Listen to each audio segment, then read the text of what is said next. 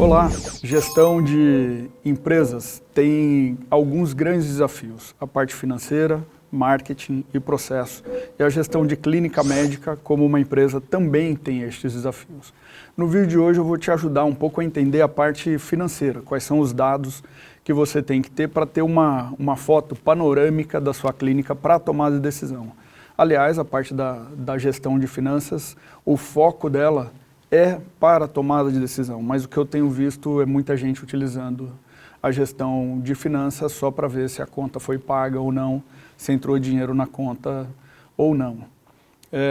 Monitorar os dados é fundamental, mas isso é secundário. O prioritário para você ter sucesso na sua empresa é entender o que é que você precisa fazer, o que precisa vender e em qual relação de preço e custo para atingir os seus objetivos. Então, o primeiro passo é você ter objetivos. Quer dizer, qual é o ganho líquido da pessoa física, qual é o ganho de honorários mediante a execução do serviço que você vai realizar, que você quer ter todos os meses.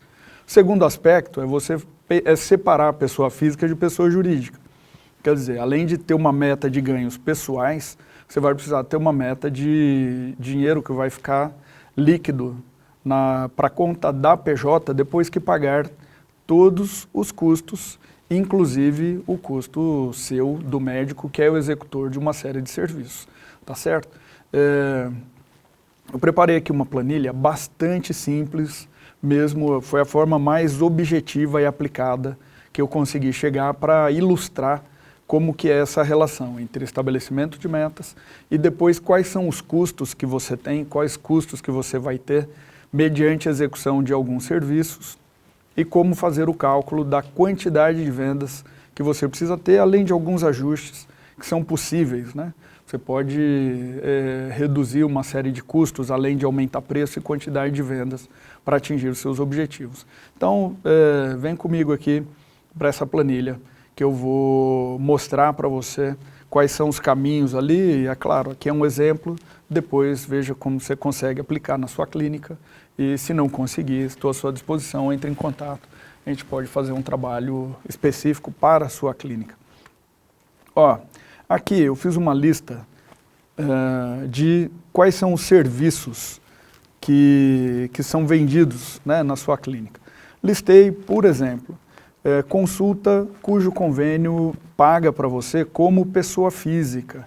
E por que isso faz diferença? Não é só a questão de preço, a gente pode ter um preço igual a um convênio que te pague como pessoa jurídica, esse valor que eu coloquei aqui, 120 por consulta, alguns convênios pagam isso, a maioria não paga, né? Muitos ali vai ficar na casa de 100, 90, 80, alguns até na casa de R$50 o valor bruto. E aí, além de pensar que o valor que cada um destes itens você vai receber bruto, o segundo aspecto a ser pensado, aqui eu coloquei como se a sua clínica tivesse várias salas e profissionais. O primeiro momento é você trabalhando sozinho. Então, qual é a quantidade de trabalho que você consegue realizar por mês? Será que dá para fazer 300 consultas deste convênio? Mais 80 desse segundo que te paga como pessoa jurídica, mais 40 particulares. E aqui eu começo a entrar onde provavelmente a parte que vai gerar maior ganho para você e para a sua clínica, que não é na consulta. É quando você tem os procedimentos agregados, que podem ser exames, pode ser procedimentos estéticos, podem ser injetáveis, enfim. E depois também, dependendo da especialidade, o que tem maior valor agregado para cirurgias, aqui eu coloquei uma cirurgia de pequeno a médio porte, a gente precisa entender qual é a composição aí do mix de serviços de sua empresa para fazer esse mapa, né, para entender de uma forma global a sua empresa para tomar a decisão. Bom, aqui então o preço bruto que cada um destes meios de pagamento desses clientes vão te pagar e aqui uma quantidade suposta para ver, aqui obviamente está com foco na quantidade, aqui também, e aqui a gente passa a ter mais foco na qualidade. Esse total é porque tem essas outras salas que estão escondidas aqui e tendo outras pessoas trabalhando na clínica com você, ela também vai ajudar no custeio da clínica. E normalmente o médico começa sozinho, primeiro ano ele fazendo todas as funções, vou fazer um vídeo, tem um vídeo falando da quantidade de funções que tem numa clínica médica. À medida que comece a crescer um pouco mais, aí ele começa a ter um público para atender, não consegue atender. A opção é chegar às 5, 6 da manhã e ir embora às 10 da noite. Segundo passo é ter outro colega que possa trabalhar junto, e aí ambos ganham e ambos ajudam a custear o fixo, né, a manutenção da empresa. Então, essa coluninha aqui, ó, primeira conta a fazer, o preço vezes a quantidade, vai dar o faturamento do item e aqui embaixo o faturamento total. Esse faturamento de 153 mil, ele é até relativamente comum para algumas clínicas, mas dependendo da especialidade, ele é até bastante pouco. Aí aqui do faturamento, que é um fator importante, mas nem de longe é o principal. Quando os médicos olham aqui para o faturamento, eles costumam cometer muitos erros e erros grosseiros que implicam em perda de qualidade de vida, em segurança de trabalho, porque nem inserir aqui ganhos, né, com plantão, com aulas, que aí passa a ser o escape, o subterfúgio, porque ao fazer o investimento errado, a conta pessoal sobe muito, e aí o caminho aparentemente fácil é ir para o plantão, que aí em vez de trabalhar o negócio próprio, ele vai buscar um complemento de renda que a gente sabe não tem valido a pena há muito tempo, né? Desgasta demais, passar a noite em claro, acordado, qual é a qualidade de atendimento que você vai ter para o seu cliente no dia seguinte, passou a noite em claro, como é que você vai produzir um vídeo, um conteúdo para orientar o seu cliente, como que você vai fazer um planejamento financeiro, aí vai deixando essas coisas que são as mais importantes, mas que não geram dinheiro imediato no bolso, para segundo plano, para terceiro plano. Enfim, ao olhar aqui ao faturamento, a pessoa acha que isso é líquido para ela. Posso comprar um carro, posso comprar um apartamento, posso fazer a viagem para o exterior, posso fazer tal coisa. Muito pelo contrário, esse dado aqui, ele acaba sendo bastante enganoso, já vou te mostrar o porquê. Bom, o primeiro desconto que você deve fazer é esse aqui, ó, impostos. Por que eu separei o que é pessoa física de pessoa jurídica? Porque o convênio ou a cooperativa que exige que você preste serviço como pessoa física, ela vai te tributar na fonte em 27,5%. Então, o custo de imposto aqui vai poder fazer, você vai poder ter restituição de uma parte disso, se fizer o livro caixa direitinho, se não fizer, não vai ter nada de restituição. De qualquer forma, você paga primeiro para ser restituído depois. Aqui, esse é o valor bruto gerado para 300 consultas. Deste valor bruto vai ser descontado aqui em 36 mil de faturamento, 9.900 apenas de imposto. Henrique, dá para ser diferente? Sim, dá para ser diferente. Se fosse aqui, ó, um convênio que paga o mesmo valor bruto, você executou a mesma quantidade, vai gerar o mesmo faturamento. Se em vez de te cobrar 27,5% de tributo, você entra aqui no lucro presumido e paga 14%, olha a diferença que tem para a mesma base de faturamento. Vou voltar aqui.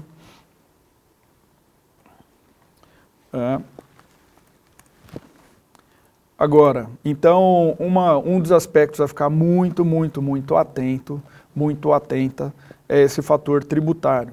Se é pessoa física, 27,5%, se é pessoa jurídica, já cai para 14,3%. Porém, aqui tem outros aspectos também relevantes, né, para se entender. Ó. Quando a sua empresa ela tem uma equiparação hospitalar, para estes outros produtos, que são os procedimentos, exames, cirurgias, em vez de ter um custo de 14%, você pode passar aqui para 8%. Então, olha a diferença, olha a diferença que faz no valor do tributo, se você tiver uma equiparação hospitalar para estes serviços. Ó. Aqui, em vez de 14, que está 4.200, caindo para 8, já vai reduzir para 2.400. E nesse caso, o valor total aqui, né, de 60, que com 14% vai dar 8.400, hora que você vem aqui para 8, pronto, caiu para 4.800. Então, aqui já é um dos aspectos que é possível economizar bastante dinheiro, um dinheiro que às vezes falte para você investir em marketing, para você investir numa consultoria, numa assessoria, enfim, aqui é um dos assuntos.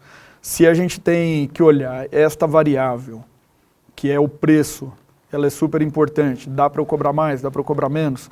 Qual é o aspecto fundamental aqui? Outro fator, a quantidade de itens. Para eu conseguir vender mais, precisa ter qualidade, senão seu cliente não volta e não indica outros clientes, mas também precisa fazer divulgação, também precisa fazer prospecção ativa, também precisa treinar a sua equipe para atender bem o cliente que liga um WhatsApp, até ele chegar nessas etapas de conversão, não é? Mas precisa prospectar, para chegar e depois precisa ter qualidade para manter. Então isso é o que vai aos poucos fazendo com que você aumente a quantidade de clientes, ok? Bom, outro aspecto aqui de custo, que é muito comum ter muita coisa errada, que é um ralo de dinheiro que leva embora, é o custo do meio de pagamento. Hoje, né, muita gente recebe no Pix, é importantíssimo fazer a nota de todos os recebimentos. A questão é não fazer em 27,5%, chegar para 8% já ajuda muito. Pix não tem custo, mas às vezes até para fazer uma venda de maior valor agregado, você vai precisar oferecer uma condição para o cliente te pagar. Senão você restringe muito o seu público. Se o seu cliente ele pode pagar no cartão e dividir em 6 vezes, em 10 vezes, em 12 vezes, vai facilitar para ele fazer a compra. Porém, vai ter um custo adicional para você, para a sua clínica, para a sua empresa. O que algumas pessoas têm feito? Eu passo esse custo do parcelamento para o cliente. É outro erro, porque aí fica muito caro para o cliente pagar. É como se você desse com uma mão e tirasse com a outra. Repassou para o cliente, ele sabe disso, ele está informado que é o custo do parcelamento, só que é um custo muito caro. Se você tiver capital de giro, se você tiver caixa, o melhor é você até entender que se o cliente te pagou a mais, porque ele pagou juros, às vezes vai aumentar 15% no valor do seu orçamento, se ele consegue te pagar mais parcelado, em vez de você receber no dia seguinte, porque está apertado, receba aos poucos, receba a cada parcela, porque todos os meses você vai ter conta para pagar. Isso já vai funcionando como um capital de giro também para a sua clínica, para ir pagando os fixos dos meses seguintes. Pode apertar mais o cinto no começo, mas a médio prazo e a longo prazo isso vai favorecer demais a sua vida e a sua empresa, o seu caixa. Eu coloquei aqui um valor de 3,5%. No cartão de crédito já tem várias empresas negociando com as operadoras valores menores, porém aqui se a gente faz esse mesmo 3,5% para algo que está dividido no cartão, aí ele está bem baixo, porque vai chegar ali 10, 12, 15% até de custo. Outro item super, mega, hiper importante, que é a comissão, é a premiação por desempenho da sua equipe. A gente fala assim, olha Henrique, consulta de convênio que paga pouco e tal, isso não dá para pagar comissão. De qualquer forma, se a gente for olhar o valor aqui, não seria lá aquela super comissão. Eu vou pagar comissão sobre itens de maior valor agregado. Pode ser, aí fica a critério. de cada clínica. Eu entendo que é trabalho e que depende do atendimento. Assim, o que eu costumo falar, se um médico ele quer ganhar de acordo com suas metas 50, 100, 200, 300 mil, não tem nenhum problema. Agora, se ele quer ganhar isso e quer que a equipe dele não receba nada, não tenha dinheiro para se vestir melhor, para ter uma boa maquiagem, para vir trabalhar sem ter que pegar uma lotação, quer dizer, aí ele quer ganhar sozinho, também não vai funcionar. O que é importante aqui, a gente fazer um plano de comissão mediante metas, né? Coloquei aqui uma comissão bem enxuta de 1%. Eu recomendo aqui que varie de 2% a 3%, colocando itens não só o quantitativo, mas também os qualitativos. É importante que você tenha uma política de comissionamento, de premiação mediante resultados. Coloquei aqui para efeito de entendimento essa comissão de 1%, ok? Por fim, a gente precisa vir aqui e ver qual é o custo dos insumos. Então, eu coloquei R$1 por consulta, uma troca de luva, gaze, material de asepsia, higienização, e aí outros itens que, vamos dizer, procedimentos que usem mais materiais, botox, um preenchedor, um injetável. A gente precisa fazer a conta de qual é o custo dos materiais para cada item vendido. E no caso de cirurgias, isso o que o médico recebe é o valor da equipe, materiais pago diretamente lá para o hospital, né? Por isso que aqui não tem custo de insumos. Bom, olhando aqui para o faturamento de cada item, faturamento total, a gente começa a decompor aqui os custos e chegar mais próximo de uma pergunta que eu escuto de médicos o tempo inteiro, que é: Henrique, queria saber quanto que eu estou ganhando. Calma que a gente já chega lá, que é o que está nessa coluninha aqui, honorários, onde a gente define regras de repasse. Quer dizer, este honorário aqui, a regra de repasse para o médico executor, trabalho operacional, a gente pode fazer em função da margem, que é o valor faturado menos os custos variáveis, ou até mesmo algumas clínicas colocam a regra de honorário em função do faturamento. Eu acho, dá para fazer das duas formas. O que eu recomendo como mais correto a ser feito é ter essa regra aqui, depois de descontados todos os custos variáveis, ok? Coloquei uma regra aqui, 60-40, quer dizer, quanto que vai ficar para o operacional, para o médico, né, que realizou o trabalho. Então aqui está sendo considerado, vou fazer a conta de duas formas. Se tem 60% sobre o faturamento, olha o valor que teria a ser recebido de honorário. Essa coluninha aqui. E vejam como que mesmo dessa forma, colocando o honorário sobre o faturamento, há uma relação entre o valor faturado, o bruto, a entrada de dinheiro em caixa, e a quantidade de dinheiro disponível para o pagamento dos honorários médicos. Caiu aqui quase a metade. É por isso que olhar só para o faturamento gera engano. Se a pessoa acha que ganha o dobro do que ela ganha, ela vai se endividar. Então, o primeiro passo é entender que desse valor aqui de entrada, o valor a receber, né, vai ser aí talvez, aproximadamente 60%, metade do que entrou. Dessa forma, o que vai sobrar para a clínica, para pagar o custeio da manutenção da clínica, vejam bem, aqui não é lucro, aqui não é lucro, esse valor não é lucro, muito menos esse valor que é a soma de todos os valores que vão ficar ali no caixa da clínica. Isso não é lucro ainda. Por que não? Porque não pagou os custos fixos. Aqui, eu fiz algumas categorias, né, que a gente precisa destrinchar. Por exemplo, qual é o investimento em marketing? Henrique, eu não invisto em marketing. Aí a pergunta, ok, meu amigo, como é que você quer ter esse volume essa quantidade de clientes? Se não tem marketing, se não tem prospecção, você vai depender só da indicação. A indicação é um dos principais pilares aí que vão gerar clientes para sua clínica? Sim. Só depender disso, você vai passar 1 ano, 2, 3, 4 anos até a coisa começar a girar, né? Então é uma escolha a ser feita. Aqui, condomínio. O que está no condomínio? Aluguel, o próprio condomínio, água, luz, telefone, internet, manutenções, segurança e seguros, por aí vai.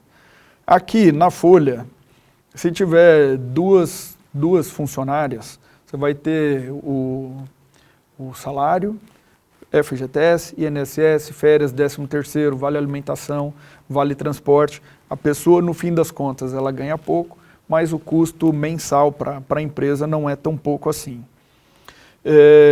Terceiros, contador, profissional de marketing, prestador de serviço de manutenção, aluguel de equipamento, tudo de softwares entraria nessa categoria. Educação, aqui esse gasto está até diminuído, que eu vejo muitos médicos têm a mania de participar. Desculpem quando eu falo a mania, não quero ser pejorativo, mas é que há um excesso. É importante se atualizar, mas sem excesso. Aí a pessoa acaba, não tem férias, mas ela quer ver o congresso como férias, que não é férias, ela vai estar trabalhando. Então começa meio que uma autoenganação aqui. E também educação, ela pode incluir aqui nesse item investimento da educação financeira, educação para a gestão da empresa, operacional, né? Então aqui esse custo eu deixei ele bem enxuto mesmo. Insumos para escritório, para limpeza, para café, algum snack que você deixa para o seu cliente ali na recepção. E aqui financeiro, manutenção de conta, manutenção de maquineta, aluguel de maquineta, manutenção de conta corrente e por aí vai. Então, ó, aqui, estes fixos são os valores que, se você atender tudo isso de cliente ou não atender nenhum cliente, ó, vai ter esse valor aqui para pagar todos os meses. Só que você não vai ter dinheiro para pagar isso. Por isso que essa relação entre o que eu vendo, qual é o preço, qual é a quantidade e quais são os custos, eu tenho que chegar até esse ponto aqui de entender quanto que é o ganho do executor, do honorário, e depois aqui o valor que vai ficar para eu custear a clínica. Então, neste caso, com esta quantidade aqui, ó, de itens vendidos, se custa R$ 21.800, ficou aqui para custeio da clínica 34, se vai ter uma reserva de reinvestimento para compra de novos equipamentos, de reformas e por aí vai, de 5 mil, o lucro, na verdade esse 5 mil aqui já é parte do lucro, só que ele está destinado para o reinvestimento, o lucro da PJ, neste caso seria de 7.469. Nossa, Henrique, mas para ter esse lucro, você me falou de um faturamento de 150 mil, minha empresa não fatura nem 80. Pois é essa percepção dos dados de como que está na sua clínica que você tem que ter para saber o que tem que vender, qual o preço, qual o custo, para quem vai vender. Aí é hora da gente olhar para o mercado e pensar assim, ó, o que é menos difícil, vender 40 a 450 ou 300 a 120. A 120 com um custo de 27,5 de imposto. Aqui eu vou tirar esse custo de cartão, porque o convênio ele paga direto, né? Ele não tem o custo de cartão. Porém, ele tem um custo caro aqui de imposto e também vai pagar pouco, né? Enfim, esses são os dados principais que você tem que levantar para entender a sua clínica, entender a sua empresa, para a tomada de decisão. Esse é o fundamento do planejamento financeiro estratégico. Isso aqui é bem diferente de você ter uma lista e falar, eu peguei a nota fiscal, no dia tal, paguei no cartão, paguei no débito. Controle de pagamentos e recebimentos é monitoramento dessa gestão.